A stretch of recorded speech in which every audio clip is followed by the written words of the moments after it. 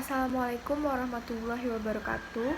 Perkenalkan, nama saya Sofia Huda Putri dari jurusan Administrasi Publik Universitas Riau. Di sini saya akan membuat sebuah video untuk memenuhi tugas ujian akhir semester pada mata kuliah Administrasi Pemerintahan Kota dan Desa.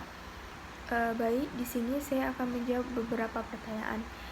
Yaitu yang pertama, menurut Anda apa urgensinya mempelajari pemerintahan kota dan desa? Kita perlu mempelajari pemerintahan kota dan desa ini karena menurut saya pemerintahan kota dan desa merupakan komponen atau bagian kecil dari jalannya roda pemerintahan. Oleh karena itu, keberadaannya perlu mendapatkan perhatian besar dari pemerintahan pusat maupun daerah hingga kabupaten kota. Pemerintah di desa itu ibaratnya seperti bagian dari suatu negara karena sudah melaksanakan jalannya pemerintahan dari tingkat atas maupun sampai tingkat bawah. Maka dari itu perlu perhatian yang sangat serius baik dari tingkat kabupaten, kota, setempat sampai pemerintahan pusat. Selanjutnya yaitu pertanyaan yang kedua, bagaimana Anda melihat perkembangan desa dari aspek administrasi pemerintahan pada masa reformasi sekarang ini? Desa merupakan kesatuan masyarakat hukum yang memiliki batas wilayah yang berwenang untuk mengatur dan mengurus urusan pemerintahan kepentingan masyarakat setempat berdasarkan prakarya masyarakat, hak asal-usul dan atau hak tradisional yang diakui dan dihormati dalam sistem pemerintahan Negara Kesatuan Republik Indonesia. Jadi menurut saya kemajuan dan kemandirian suatu desa ditentukan oleh indeks desa membangun atau yang disingkat dengan IDM, yang disebut dengan klasifikasi status desa.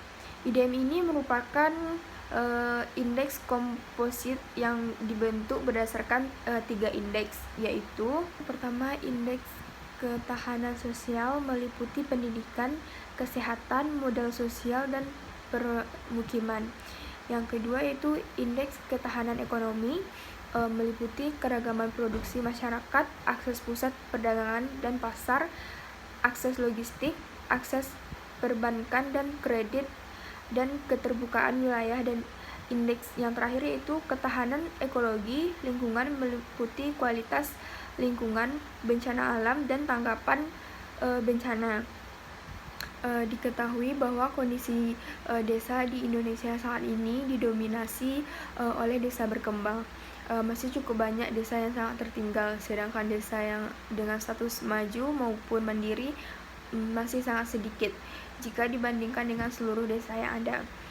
Mengapa masih banyak terdapat desa yang belum maju dan bahkan belum mandiri?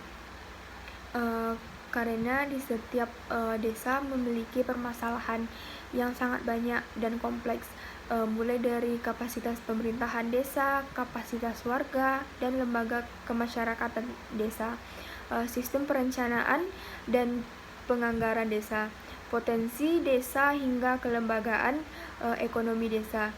Nah, untuk itu perlu dicarikan solusi bagaimana menyelesaikan permasalahan tersebut sehingga menjadi sebuah strategi bagaimana meraih kemandirian desa dan untuk mewujudkan supaya desa itu lebih maju. Mungkin sekian dari saya. Jika terdapat kesalahan dari video ini, saya mohon maaf. Assalamualaikum warahmatullahi wabarakatuh.